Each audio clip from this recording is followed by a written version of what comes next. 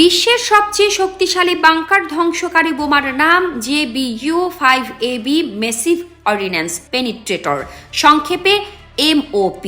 এটি পারমাণবিক না হলেও এর ধ্বংস ক্ষমতা রীতিমতো ভয়ানক। মাটির নিচে লুকানো পারমাণবিক স্থাপনা কিংবা সামরিক ঘাঁটি ধ্বংসের জন্য তৈরি করা হয়েছে এই বোমা। এই বোমার ওজন প্রায় 30,000 পাউন্ড, অর্থাৎ 13,600 কেজিরও বেশি। এত ভারী ও শক্তিশালী বোমা বর্তমানে কেবল যুক্তরাষ্ট্রের হাতে আছে।